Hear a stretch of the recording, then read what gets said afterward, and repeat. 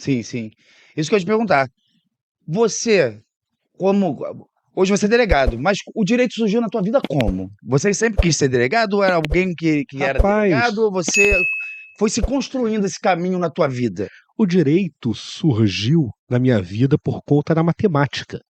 Como eu era uma anta em matemática, eu tive que ir pro direito, né? Não tive muita escolha. Na minha família, na verdade, só o meu bisavô, por parte de mãe, que era da área do direito, né? Aliás, eu peguei algumas características dele que ninguém mais na família tem. Ele era da área do direito, eu fui da área do direito, eu cursei a Universidade Federal Fluminense tal qual ele, e eu sou o único botafoguense da família, ou era, até aquele primeiro momento, e ele era o único botafoguense também. Então, Ele é o teu bisavô? meu bisavô por parte de mãe. E a tua, Então, agora só fica curioso. Teu pai e tua mãe são o quê? Torce pra que time? são fluminenses, são Ah, tricolores. Eu sou de uma família de tricolores por parte de pai, todo mundo é tricolor. Na parte mãe, por parte de mãe, tem botafoguenses e tricolores, perdão, flamenguistas e tricolores. Eu não sei como é que eu virei botafoguense, cara. é. Mas fato é que eu virei. E é o líder do campeonato hoje, né? Felizmente, Hoje né? você tá feliz, Já vamos não ver era até sem quando. tempo. Aí você fez a faculdade de Direito, como era o Bruno aluno? Você sempre foi um aluno? Vagabundo. Era vagabundo? Muito vagabundo. Levou nas coxas a faculdade? Levei. Faculdade eu acho- Cara, a UF hoje, pelo que eu sei, pelas informações que eu tenho, é uma faculdade muito bem estruturada, preocupada com a questão acadêmica. Na minha época era uma zona. Então, a gente tinha fliperama dentro da faculdade durante um tempo, mesa de sinuca, um boteco em Sim. frente. Isso na vida do universitário, né? Isso causa um impacto tremendo. Tem professores, por exemplo, da minha época de faculdade, que até hoje eu não conheço, não via cara. Então, sabe aqueles professores que você nunca viu e de repente aparece um 6 na sua média, Sim. né? Um 7 na sua média. Como é que surgiu isso aqui?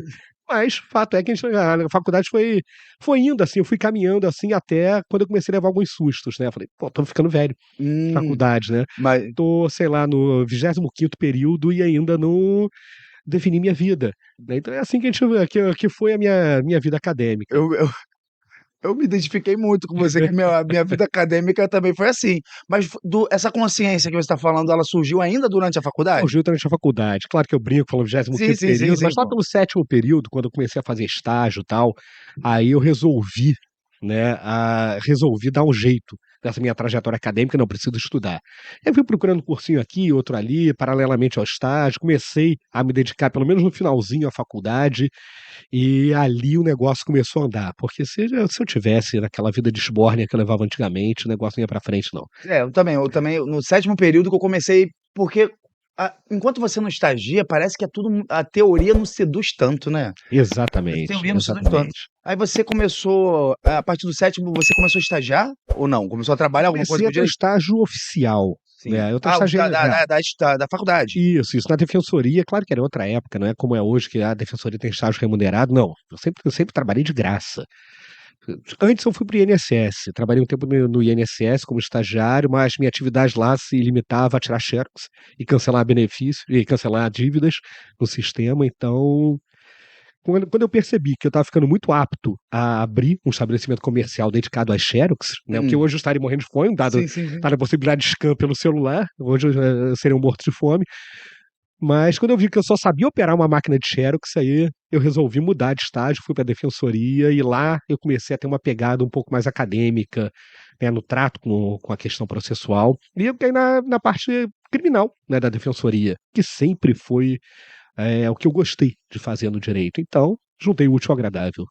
E você então você já estava apaixonado na faculdade mesmo, já estava apaixonado pelo direito penal. Sempre estive, sempre estive. Depois, né, de formado, já escrevendo livros, etc., comecei a ter mais afeição por outros ramos do direito também, como direito constitucional, adoro essa parte de direitos fundamentais. Estou hoje dedicado aos direitos humanos, ao estudo dos direitos humanos, mas sempre, né, sempre a minha menina dos olhos foi direito penal. E você se mas e a carreira de delegado, o concurso? Você mirou delegado desde sempre ou você falou: "Ah, cara, me formei aqui, eu vou começar a estudar para concurso, Não o que tinha, aparecer"? eu não tinha a menor ideia do que eu ia fazer depois de formado. Eh, fiz alguns cursos preparatórios, né, logo, ainda durante a faculdade, mas logo que eu saí da faculdade também, e resolvi fazer EMERGE. Fez Fiz MEG? EMERGE, Legal, cara. por quê? Não só pela excelência, evidentemente, do curso, mas porque tinham provas, né, regulares lá e eu sempre fui largado com o estudo.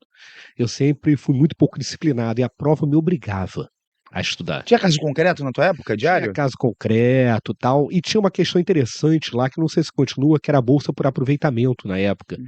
Então, quanto maior era a sua média, maior você tinha de desconto na mensalidade. E na época, foi uma época que a gente estava meio mal de grana lá em casa, então eu tinha que ter essa dedicação, né? Cheguei a ter bolsa de 100% em um determinado período da Emerge, e isso me forçava muito a estudar. Agora, eu queria magistratura? Não sei. Eu tinha uma certa afinidade com a ideia de ser magistrado, mas não tinha certeza se era isso mesmo que eu queria, ou se eu queria um Ministério Público, ou se eu queria uma defensoria. Eu tinha também uma paixãozinha, vamos dizer assim, pela defensoria, porque eu tinha estagiado lá, né? Sim, Então eu sim. conhecia o órgão por dentro, mas o concurso para delegado ele acabou surgindo meio que de supetão. Estava, na época, cursando a Emerge, um amigo meu, que hoje também é delegado, inclusive na minha turma de delegados, né, ele comentou comigo, vai abrir concurso para delegados, foi em 2000, né? Engraçado isso, é que hoje o concurso para delegado, ele é um concurso difundido, muita gente quer fazer, é um concurso bem disputado, bem procurado, mas na minha época a gente desconhecia o concurso. Ele saía da faculdade sem saber que se fazia um concurso para delegado de polícia. Né? E eu achei estranha aquela ideia no momento, pô, delegado, você é delegado. Meu contato com delegacia era na época de defensoria visitar a carceragem Sim. para pegar assinatura de preso. É, beleza, vou fazer. Me inscrevi no último dia, no último dia do concurso. Para você ter uma ideia, depois de mim só tiveram 5 inscritos. A minha matrícula é uma das últimas no concurso.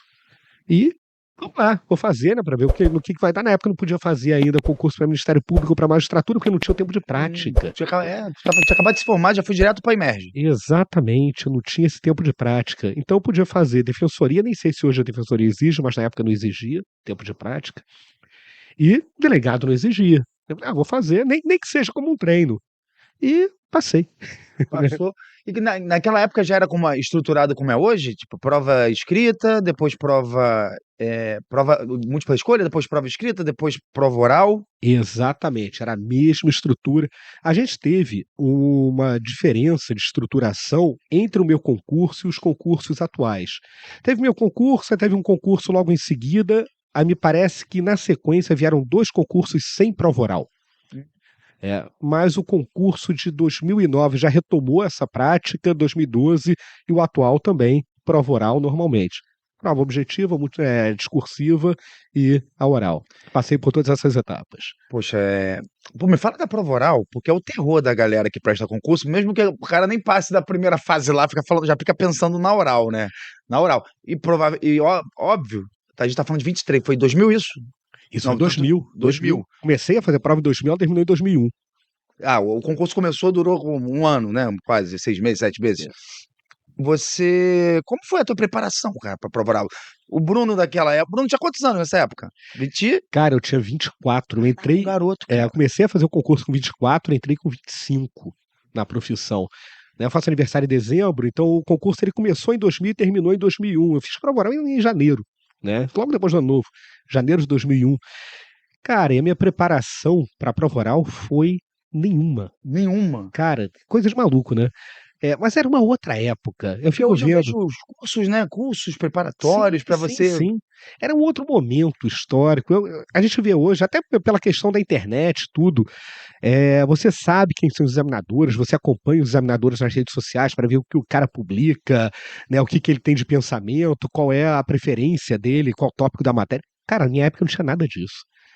Né? Eu tinha, por exemplo, o livro do professor Paulo Rangel, que foi da minha banca de processo penal. Desembargador. Exatamente, hoje desembargador, na Na época ele época era de promotor. promotor. Exatamente, eu tinha o livro dele, devorei o livro dele. Mas, no geral, a gente não sabia nada sobre os integrantes da banca. Hoje você tem uma preparação muito mais específica, e isso até para as fases do concurso. Na época a gente não fazia preparação para a prova oral, né? E eu tinha uma dificuldade para falar em público, né? Tímido, você era tímido? Tipo, extremamente tímido. Nesse ponto, não só a polícia, como as aulas que eu vinha dar depois que eu fui aprovado no concurso, isso realmente me libertou dessa timidez. Mas na faculdade, Eu, para apresentar um trabalho, por exemplo, cara, eu tremia, né? Engasgava na hora de falar. E fui para a prova oral, né? Vamos lá, vamos fazer a prova oral. Não esperava nem estar na prova oral, não sabia que eu ia passar nessa prova. Fui na cara, na coragem. Meu amigo, foi a minha melhor prova. Eu falei com uma segurança, com uma calma. Eu não me reconheci fazendo a prova, mas, cara, eu não indico, né, Método de. esse método para ninguém, né? Funcionou comigo e tinha uma chance imensa de não dar certo. Mas por quê? Eu sempre tive o seguinte pensamento. Cara, eu era ruim de múltipla escolha, né? Eu era péssimo em prova objetiva. Então, a partir do seguinte pressuposto, se eu passar da objetiva, eu já fico bem. Porque na discursiva eu sempre escrevi bem, sempre tive facilidade. Então, uma redação clara, uma redação, né, academicamente coesa, pô, isso facilita muito uma prova discursiva, e isso eu tinha. Então, nunca me preocupei muito com essa fase. E chegando na oral, meu pensamento era: na prova objetiva, 90% dos candidatos são reprovados. Ficam os 10%. Depois você dá aquela limada para ficar na discursiva, para ficarem algo entre 5%, 4% dos candidatos. A prova oral é que menos reprova. Então, quando você pensa assim, você vai com uma certa segurança para a prova. Eu já passei pelo pior, né? Cheguei aqui, eu Agora, mereço isso aqui. a minha chance de ser aprovada agora, de ser aprovada é maior. Então, isso me deu uma segurança na hora de falar. E quando você passou para delegado, tu falou, me aposentei. Acho que da carreira de concurso. Parei. Cara, Ou- eu lembro, logo depois que eu fui aprovado, na época, olha só, né? É outra época mesmo. Eu fui na imprensa oficial lá em Niterói para pegar o diário oficial, né? Que ainda era aquele impresso, e vi que eu tinha sido aprovado, né? Liguei para um amigo meu, também fez essa prova, também tinha sido aprovado, mais um outro amigo, eles combinou de ir à praia, né? Falou, pô, todo mundo passou, Comemorar. vamos pra praia, vamos comemorar. E beleza, bate-papo, né? Aquela descontração. Em determinado momento, os três deitados na areia, né? Sem falar nada, olhando para o céu. Um de nós, não me lembro quem foi, falou: Cara, vocês sabem que a partir de agora, a gente só estuda para concurso se a gente quiser, né? Isso dá uma sensação de paz tão grande. Claro que eu poderia querer um outro concurso, poderia continuar estudando, mas ali eu já estava com uma profissão, né? Resolveu, ontem um Já amigo estava meu com a falou, minha vida resolveu a vida. resolvida. Isso dá uma paz muito grande. É uma sensação indescritível. Fez o ritual, tem gente que faz o ritual de queimar os livros, né? O ritual de queimar, botar os livros na fogueira. Eu vi isso quando eu saí da faculdade. Eu queimei minha CLT quando eu saí da faculdade.